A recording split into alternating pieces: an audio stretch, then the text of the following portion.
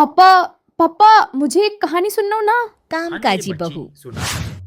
रवीना के 2 बच्चे थे। वो एक बड़ी कंपनी में काम करती थी। उसके ऑफिस जाने के बाद उसकी सास उसके बच्चों को संभाला करती, लेकिन रवीना को इसकी कोई कदर नहीं थी।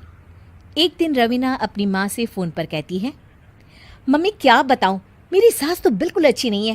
वो समझती नहीं है कि मुझे कितना काम करना पड़ता है। एक तो ऑफिस तक का लंबा सफ़र और फिर 9 घंटे लगातार काम। बैठे बैठे तो मेरी पीठ अकड़ जाती है। खुद तो सारा दिन घर में मजे करती है, जब मन करा सोए, जब मन किया खाए। तभी उसकी सास वहाँ आ जाती है। अच्छा माँ, मैं बाद में आपको फ़ोन करती हूँ। जी मम्मी जी, कोई काम है क्या आपको? क्या हुआ? रवीना बहू, सारा दिन तो तू ऑफिस के मजे लेती है, लेकिन यहाँ ये बच्चे मुझे आराम भी नहीं करने देते। मेरी तो तबीयत खराब हो रही है। तो आपको लगता है कि मैं दफ्तर में मौज करती हूँ? आपको क्या समझाऊं, छोड़िए। माँ, काम करना भी ज़रूरी है। मजबूरी नहीं होती तो मैं खुद ही अपने बच्चों को देख लेती। अब आज तो छुट्टी है ना, आज तो कम से कम घर का काम कर ले। बहू काम शुरू करती है। बच्चे के साथ काम करना उसके लिए असंभव हो जाता है। वो जाकर बच्चा सास को देती है और कहती है, मम्मी जी ज़रा बच्चा तो पकड़ लीजिए, मैं घर का काम कैसे करूं? जैसे मैं करती हूँ रोज बच्चे के साथ। तुझे बताऊं तो तू सोचती है कि कोई बड़ा काम तो है नहीं, बच्चा तो सोता रहता है। अब देख लिया। खैर, बस मैं यही तुझे समझाना चाहती थी। ला, बच्चा मुझे दे और काम कर। बहू मुंह बनाकर वहाँ से चली जाती है।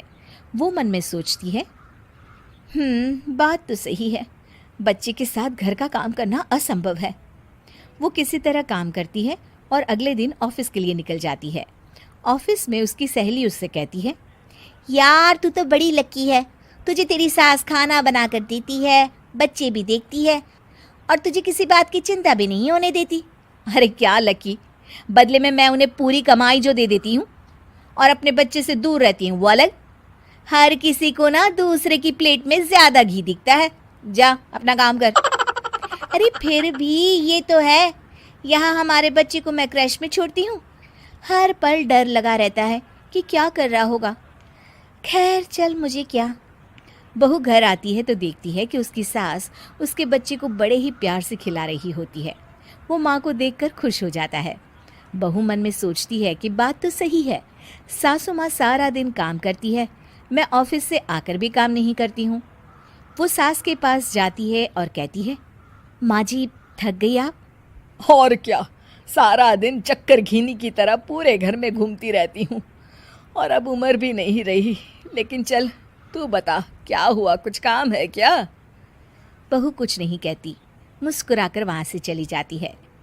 लेकिन अगले दिन सुबह सुबह बहू सास से पहले उठकर उन्हें चाय देती है। अरे आज सूरज कहाँ से उगा है, तू पहले उठ गई। चल अच्छा किया, मरने से पहले तेरे हाथ की चाय तो पी ली। चलो अब चलकर किचन में लगूं।